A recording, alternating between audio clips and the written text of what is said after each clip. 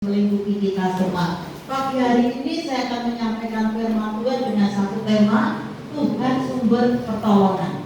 Ada satu buku karangan dari John Bunyan. Dia menceritakan seorang musafir dan ingin mencari jati diri, bahkan yang ingin mendapatkan pertolongan atas setiap kesulitan di dalam kehidupannya. Dia pergi dari desa ke desa, dari kota ke kota, dari daerah satu ke daerah yang lain. Sampai pada akhirnya dia ada di salah satu puncak bukit, dan di puncak bukit itu dia lihat salib. Di sana ada kayu salib. Lalu tanpa dia sadari, ketika dia ada di depan kayu salib itu, kedua lututnya langsung gemetar dan berlutut saudara Tuhan di depan kayu salib itu. Dan Tuhan memberikan pengertian, Tuhan memberikan pemahaman dalam kehidupannya bahwa Kristus Yesus adalah jawaban dari setiap kehidupannya. Dan sungguh dasar luar biasa. Nah, pagi hari ini kita melihat Tuhan itu sumber pertolongan kita. Amin. Mari kita akan melihat dulu ayat-ayatnya di dalam Mazmur pasal yang keberapa tadi? 28 ayat 7 sampai ayat yang ke-9. Kitab Mazmur pasal yang ke-28 ayat 7, kita baca bersama-sama. 3, 2, 1. Tuhan adalah kekuatanku dan perisaiku, kepadanya hatiku apa saudaraku? Percaya. Garis bawah, kepadanya, kepada Tuhan hati kita percaya. Selanjutnya, aku tertolong, sebab itu beria-rialah hatiku, dan dengan nyanyianku aku bersyukur kepadanya. Ayat yang ke-8, Tuhan adalah kekuatan umatnya dan benteng keselamatan bagi orang yang apa saudaraku? Diurapinya. Ini bisa bicara tentang percaya. Jadi ditujukan kepada orang-orang yang telah percaya, diurapinya, maka ada satu kekuatan yang dahsyat. Ayat yang ke-9, 3, 2, 1. Selamatkanlah kiranya umatmu dan berkatilah milikmu sendiri, gembalakanlah mereka dan dukunglah mereka untuk apa saudaraku? Selama-lamanya. Nah, pagi hari ini kita akan melihat firman Tuhan, bukti-bukti bahwa Tuhan itu sumber pertolongan kita. Bukti-bukti bahwa Tuhan itu sumber jawaban di dalam kehidupan kita. Dan Tuhan tidak pernah lelah, Tuhan tidak pernah bosan untuk menolong kita umatnya. Itu yang perlu kita pahami. Dan dia siap menerima kita, dia siap untuk menolong kita, tergantung dari respon kita, tanggapan kita kepada firman Tuhan. Ketika kita sungguh-sungguh mengasihi Tuhan, mencari pertolongan kepada Tuhan, maka dia berikan solusi. Amin. Dari Tuhan tergantung dari bagaimana kita merespon akan Tuhan. Mari yang pertama, bukti-bukti bahwa Tuhan itu adalah sumber pertolongan. Yang pertama, Tuhan itu sumber kekuatan. Bukti-bukti bahwa Tuhan itu sumber pertolongan, maka ayat yang ke-7 memberitahukan kepada kita bahwa Tuhan itu sumber kekuatan. Nah, menjadi pertanyaan kita bersama saudara Tuhan, siapa yang membutuhkan pertolongan? Siapa yang membutuhkan kekuatan? Ya udah, tolong diri. Siapa yang membutuhkan kekuatan? Siapa yang membutuhkan pertolongan? Yang pertama dikatakan adalah siapa saudaraku? Orang yang lemah, tak berdaya. Yang membutuhkan pertolongan adalah orang yang sedang mengalami kelemahan, orang yang sedang tidak berdaya, yang membutuhkan pertolongan Tuhan. Siapapun mereka, siapapun kita, ketika kita ada dalam ketidakberdayaan, ketika kita ada dalam sebuah kelemahan, kita butuh pertolongan. Dan pertolongan itu datangnya daripada Tuhan. Yang kedua, siapa yang membutuhkan pertolongan adalah orang yang apa saudaraku? Tertekan dalam gigitan, terintimidasi, tidak ada kekuatan untuk menang, tidak ada kekuatan untuk bertahan. Itulah orang-orang yang sedang membutuhkan pertolongan. Kita akan melihat contoh siapa dan keadaan apa yang membuat orang terhimpit membuat orang terintimidasi, membuat orang tertekan karena adanya sebuah apa saudaraku? Teror. Sebuah teror itu membuat seseorang takut, membuat seseorang bingung, membuat seseorang kehilangan harapan, membuat orang tertekan. Teror itu bisa bicara tentang fisik. Ketika ada kejahatan-kejahatan yang dilakukan seseorang itu disebut teror. Tetapi juga kejahatan-kejahatan berupa psikis, pikiran, mental, menjatuhkan mental kita terjatuh, mental kita tidak bisa berkembang, pikiran kita Ibu Bapak saudara, teror ini bisa membuat kita mengalami stres. Ada banyak orang-orang yang di tempat Ibu Hatta, mereka orang-orang yang stres. Apalagi di masa pandemi ini, tidak peduli umur, siapapun bisa menghadapi serangan psikis, serangan teror, saudara Tuhan, dari pikirannya, sehingga tidak kuat menanggung beban penderitaan atau menanggung segala pergumulannya, sehingga menjadi stres. Nah, Bapak Ibu saya kasih Tuhan, tadi kita akan melihat di sini bagian-bagian dari firman Tuhan. Selain teror secara psikis atau secara nyata, orang yang membutuhkan pertolongan Tuhan adalah orang-orang yang apa saudaraku? Berbeban berat. Apa itu berbeban berat? Kebutuhan-kebutuhan yang menjadi kebutuhan-kebutuhan yang tidak bisa ditahan lagi, ditanggulangi. Apa kebutuhan manusia secara pokok saya kasih Tuhan? Ada 3 kebutuhan pokok manusia. Yang pertama apa? Makan. Yang kedua, sandang. Ya. Yang ketiga, papan. Ini kebutuhan pokok manusia. Sandang, pangan, papan. Nah, orang-orang yang memiliki beban berat dan tidak bisa menyelesaikan kebutuhan pokoknya, maka orang-orang itu ada dalam himpitan, orang-orang itu ada dalam tekanan, dan orang-orang itu sedang ada dalam situasi yang tidak menentu. Lalu apa nasihat firman Tuhan buat kita? Nasihat Tuhan buat firman Tuhan buat kita akan melihat bahwa Tuhan itu sumber kekuatan yang terdapat dalam Yesaya pasal yang ke-42 ayat 1 sampai ayat 4. Ini nasihat firman Tuhan. Ketika kita ada dalam tekanan, ketika kita ada dalam pergumulan, baik itu secara psikis kita, baik itu secara mental kita, atau secara lahiriah, kebutuhan-kebutuhan pokok itu mendesak kita, mau tidak mau dalam masa pandemi ini kita tetap harus makan, paling tidak satu hari, itulah sebuah kebutuhan pokok dari kasih Tuhan. Dan banyak orang yang mengalami kesulitan, banyak orang yang menangis, banyak orang yang jatuh bangun di dalam iman oleh karena kebutuhan pokok ini. Dan sebagai orang percaya, sebagai anak-anak Tuhan, yang harus kita lakukan adalah melihat firman Tuhan. Yesaya pasal yang ke-42 ayat yang ke-1, 3:21. Lihat, itu hambaku yang kupegang, orang pilihanku, yang kepadanya aku apa saudaraku? Berkenan. Aku telah menaruh rohku ke atasnya, supaya ia menyatakan hukum kepada bangsa-bangsa. Ayat yang kedua, ia tidak akan berteriak atau menyaringkan suara atau memperdengarkan suaranya di jalan. Ayat yang ketiga, bulu yang patah terkulai tidak akan diputuskannya, dan sumbu yang pudar nyalanya tidak akan dipadamkannya. Tetapi dengan setia ia akan menyatakan hukum. Ayat yang keempat, ia sendiri tidak akan menjadi pudar dan tidak akan patah terkulai sampai ia apa saudaraku? Menegakkan hukum di bumi. Segala pulau mengharapkan pengajarannya. Ayat ini sebuah nubuatan, dan ayat ini membicarakan seseorang atau sosok. Nah, saya ingin tanya kepada Bapak Ibu, ayat ini bicara tentang siapa? Halo? Saya ulang.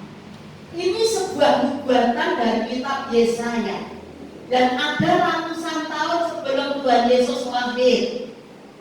Lalu ini sebuah nubuatan yang ditujukan kepada seseorang atau salah satu sosok. Nah, ini ayat bicara tentang siapa saudaraku?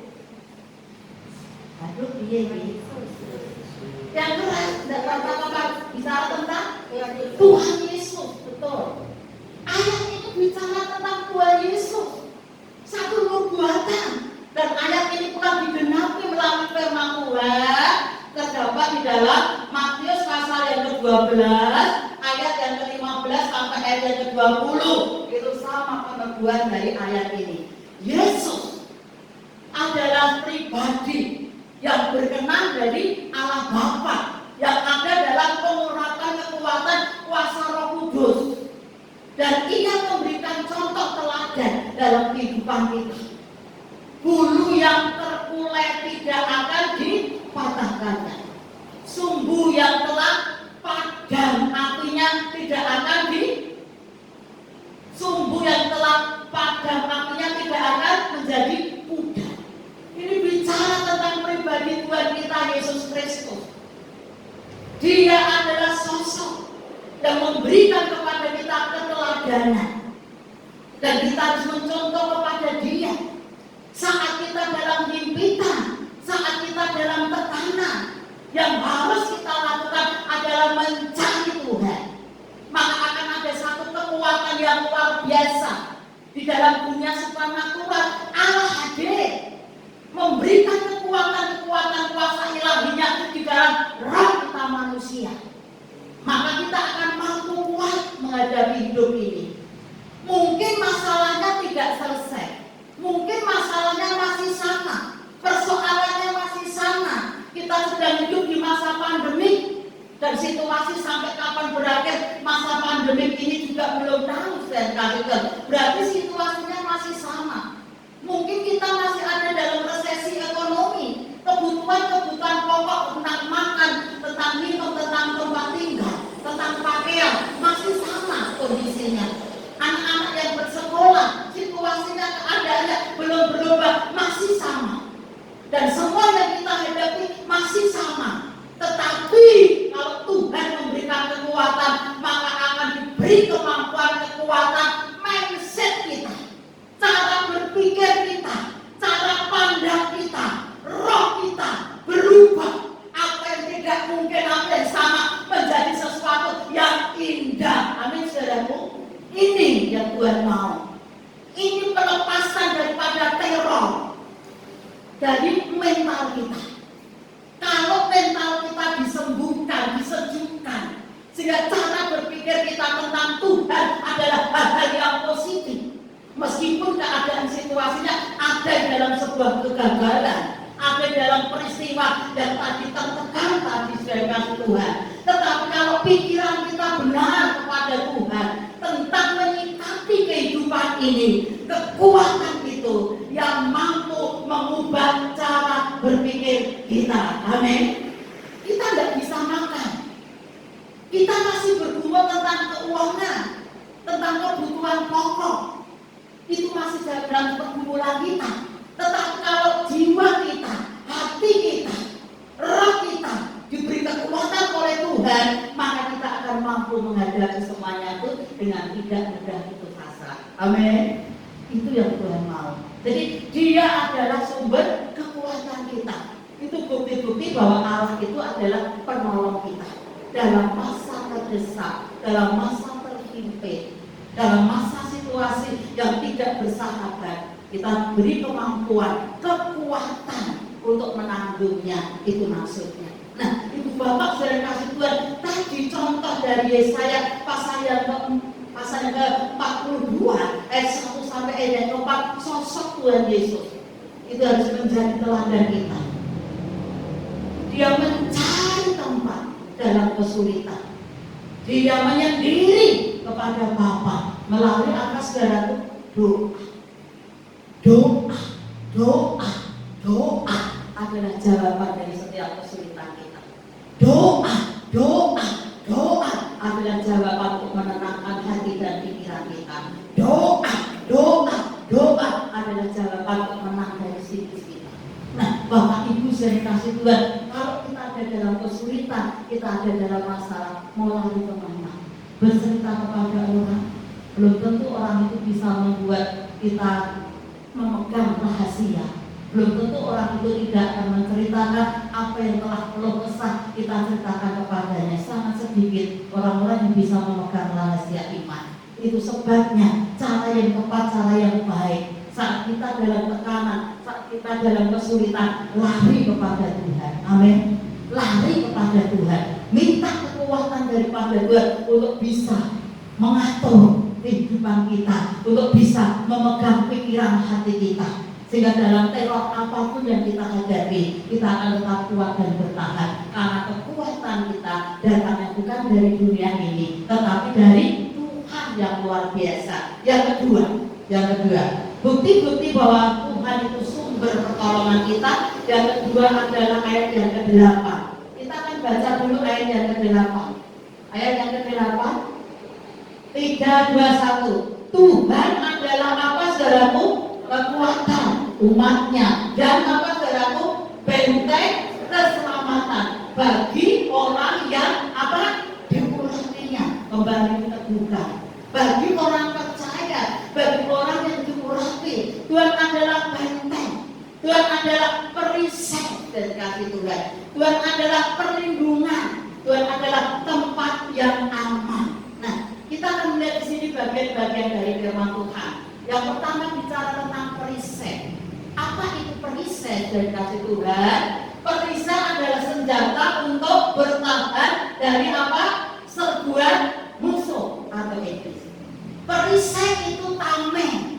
Ya, kalau zaman kerajaan, maka para prajurit itu disertai senjata yang bernama perisai. Kegunaan perisai adalah untuk bertahan dari serangan-serangan musuh. Mungkin Bapak Ibu bertanya, itu zaman dulu Bu, zaman kerajaan, zaman dinasti. Tetapi sekarang negara kita sudah negara republik. Kita hidup dalam negara republik, tidak lagi dalam kerajaan. Nah, saya mau tanya untuk Bapak Ibu, masih adakah orang-orang di zaman sekarang ini yang menggunakan perisai, saudaraku? Secara lahiriah, secara nyata, bisa dilihat, masih adakah zaman sekarang ini orang yang pakai perisai? Ayo yang keras dong. Masih ada? Masih, tapi itu dong. Benamu ya semangat. Masih ada orang yang pakai perisai, siapa? Polisi, betul. Nah, itu jawabannya. Zaman sekarang masih ada orang yang pakai perisai, masih ada orang yang pakai tameng. Tujuannya untuk apa? Bertahan, melindungi supaya tidak kena serangan musuh. Di mana kita bisa melihat polisi pakai tameng, polisi pakai perisai? Di TV, di rumah. Kalau kita lihat di TV, kita berita demo-demo yang lagi semarak di mana-mana, polisi menggunakan tameng. Tujuannya untuk apa, saudaraku? Menahan jika ada hal-hal yang menyasar, jika ada lemparan batu, gebuk-gebukan apa, sehingga dia bisa menahan. Nah, itu tujuan dari perisai, itu fungsi dari perisai. Secara lahiriah masih ada sampai hari ini orang-orang yang menggunakan perisai untuk menahan serangan musuh. Nah, di dalam roh, dunia roh, perisai itu artinya apa, saudaraku? Iman. Mari kita membacanya ayatnya. Efesus pasal yang ke-6 ayat yang ke-16. Ini arti rohani dari perisai itu. 3, 2, 1. Dalam segala keadaan pergunakan apa, saudaraku? Perisai iman. Sebab dengan perisai itu kamu akan dapat apa, saudaraku? Memadamkan semua panah api dari si jahat. Musuh kita yang tidak kelihatan, penghulu-penghulu di udara, penguasa-penguasa di udara, setan, iblis dan segala macamnya, itu tidak bisa tenang, tidak bisa berdiam diri. Ia selalu memancarkan, mengincar kita, bahkan melepaskan panah apinya dari kasih Tuhan untuk mendidik supaya sampai kepada sasaran. Kita tidak bisa lengah dari kasih Tuhan, karena iblis dikatakan seperti singa yang apa? Mengaum-ngaum, mengawasi kita di mana ada kelemahan kita, di mana ada sesuatu yang enggan dari diri kita,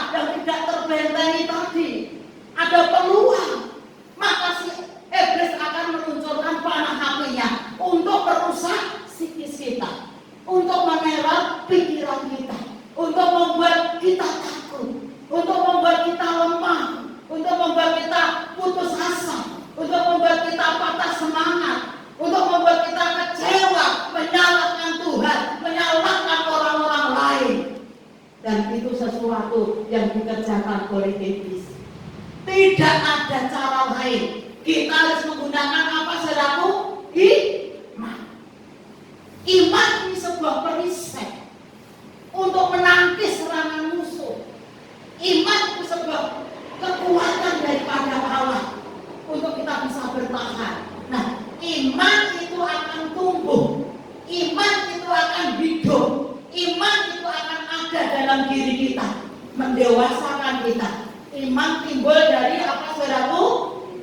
Pendengaran. Pendengaran akan firman Tuhan. Jadi kembali kita diingatkan firman Tuhan, firman Tuhan, firman Tuhan, firman Tuhan, jawaban dari setiap kehidupan kita.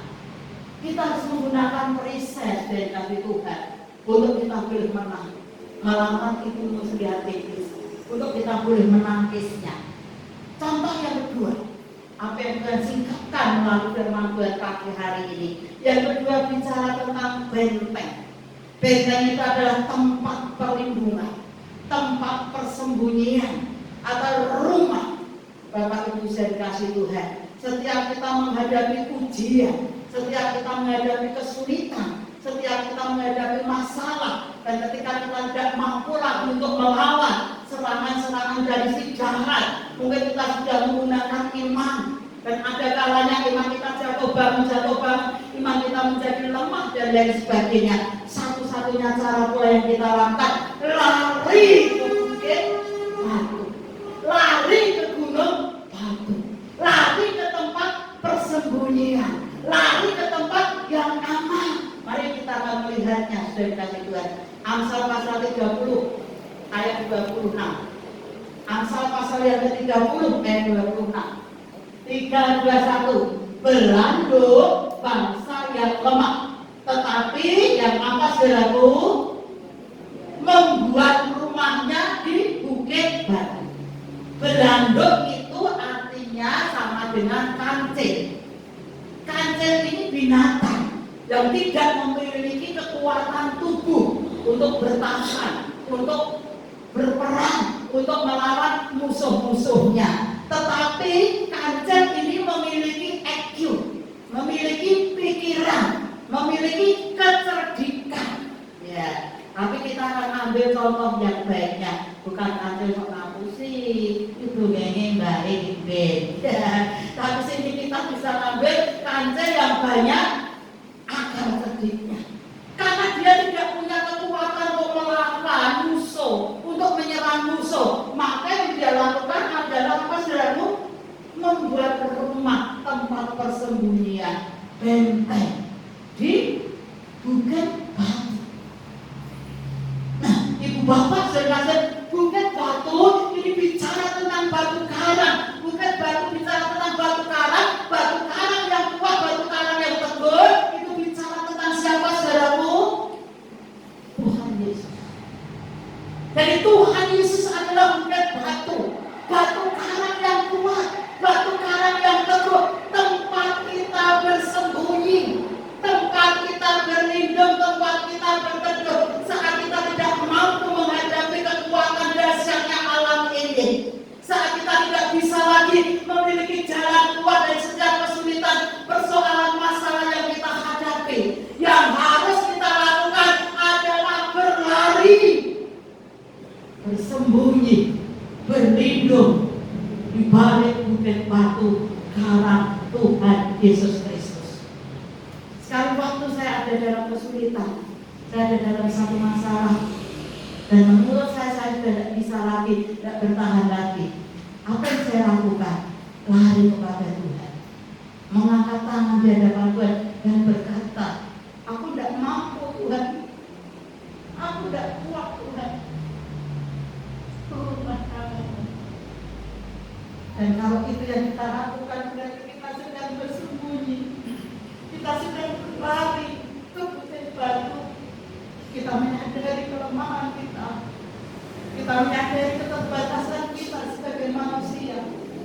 Minggu lalu kita belajar kekuatan manusia 70 tahun, 80 tahun, dan tidak ada manusia yang kuat terus.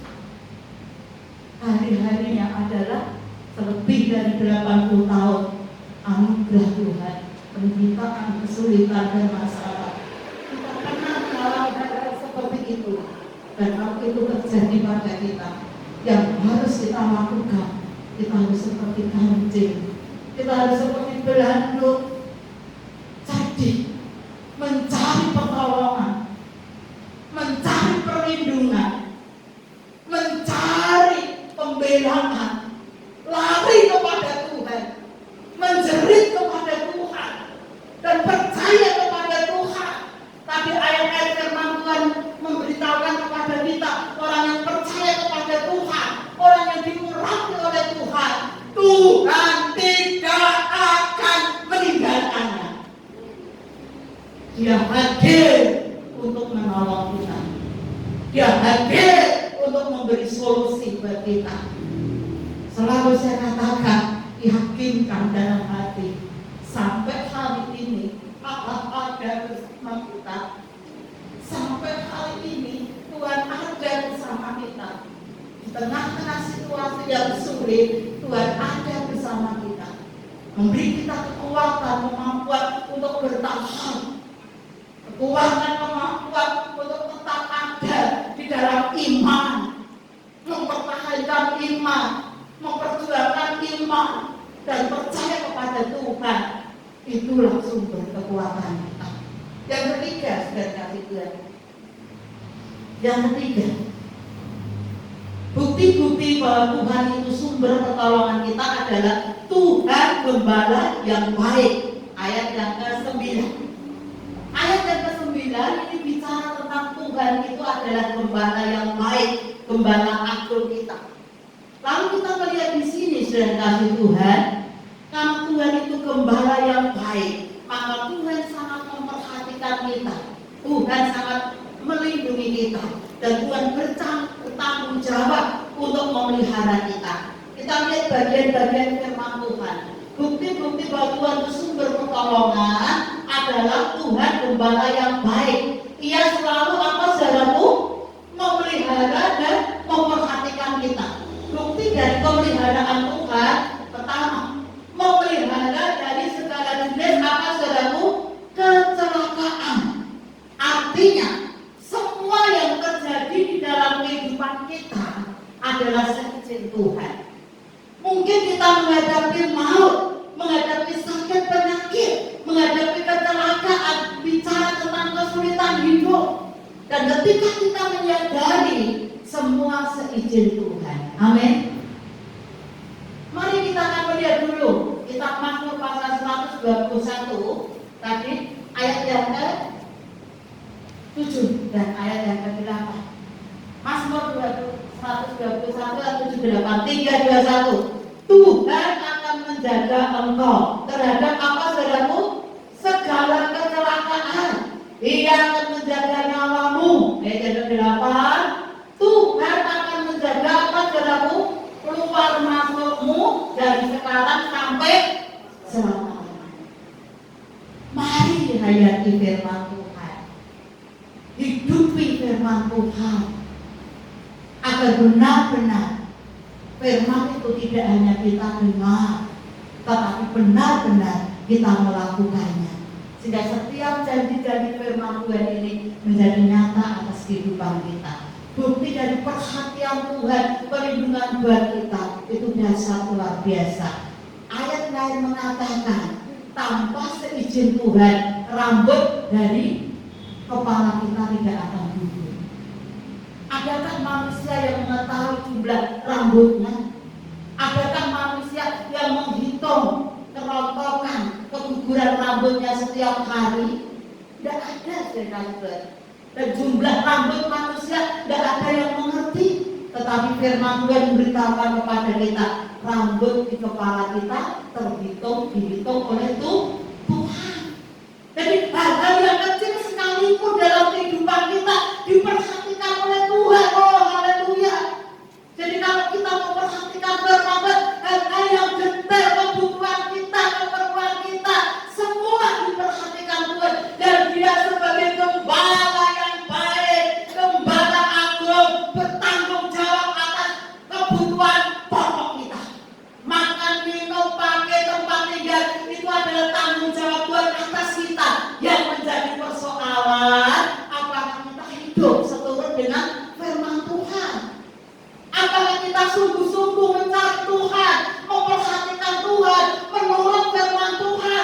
Itu persoalannya, itu masalahnya.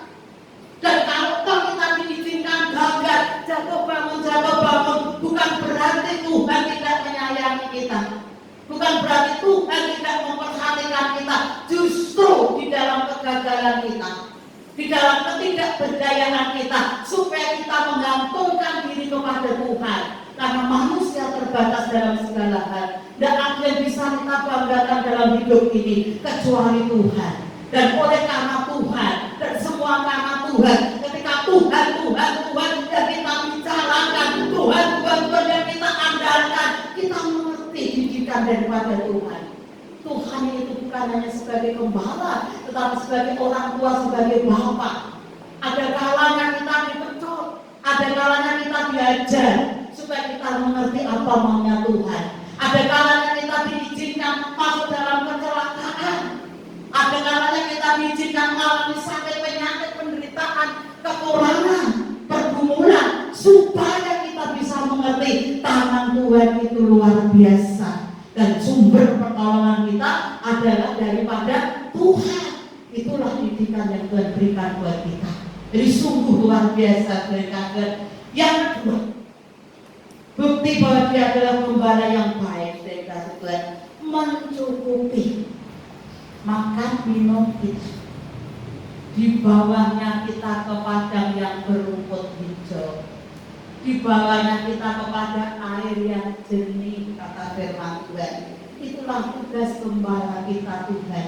Jadi soal makan minum itu adalah urusan jasmani yang sebenarnya sangat kecil di hadapan Tuhan. Mari kita akan lihat dulu ayat-ayat untuk peneguhannya. Mazmur pasal yang ke 34 ayat yang ke-11. Mazmur 34 ayat 11. 3, 2, 1. Singa-singa muda apa saudaraku merana kelaparan, tetapi orang-orang yang mencari Tuhan apa saudaraku tidak kekurangan sesuatu pun yang baik. Amin. Situasinya, kondisinya ada sama seperti saat kita sekarang. Singa-singa muda merana kelaparan. Jadi ada banyak orang yang kelaparan, orang yang berjuang, orang yang melakukan banyak hal untuk bisa memenuhi kebutuhan pokoknya, pangannya dari kasih Tuhan.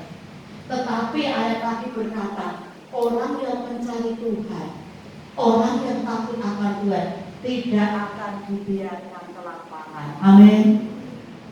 Tidak akan dibiarkan kelaparan. Dia membukakan pintu untuk memberkati kita, supaya kita bisa makan sudah Tuhan. Tes bisa memberkati.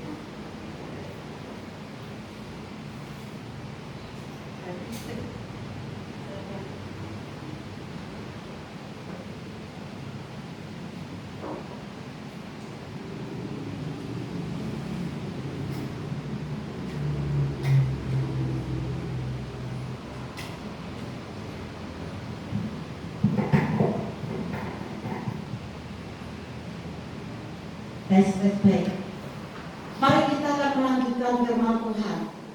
Jadi saudara yang dikasih Tuhan, Tuhan bertanggung jawab atas kebutuhan pokok kita. Ayat terakhir, Mazmur 111 ayat yang kelima. Mazmur 111 ayat yang kelima. 3, 2, 1. Diberikannya rezeki kepada siapa saudaraku? Kembali di sini dikatakan orang-orang yang takut akan Dia. Ia apa saudaraku? Ingat untuk selama-lamanya akan perjanjian. Hei, dasar luar biasa. Berapa kali diteguhkan orang-orang yang takut akan Tuhan, orang-orang yang takut akan Dia ada dalam pemeliharaan Tuhan. Amin. Allah yang berjanji tadi tidak pernah mengingkari janjinya. Dia genapkan janjinya buat kita. Jadi tugas tanggung jawab kita pada pagi hari ini di dalam situasi pandemi ini, saya yakin, saya percaya ada banyak kesulitan, ada banyak persoalan, ada banyak masalah. Maka solusinya, jalan keluarnya adalah lari kepada Tuhan. Gunung batu pertolongan kita. tempat pertolongan kita. Kesimpulan firman Tuhan, kita akan lihat kesimpulannya. Kita baca bersama-sama 3, 2, 1. Tekanan himpitan bisa kita atasi atas apa saudaraku? Usaha dan pertolongan Tuhan. Lalu serbuan dan tipu muslihat iblis bisa kita kalahkan dengan iman. Itu kunci untuk kita boleh menang kuat bertahan di masa pandemi. Mencari Tuhan sehingga kita bisa bertahan dan mendapatkan pertolongan Tuhan dalam kesulitan, melawan dengan iman sehingga kita boleh menang dalam segala tipu muslihat iblis. Amin. Tuhan memberkati. Mari kita berdiri bersama-sama.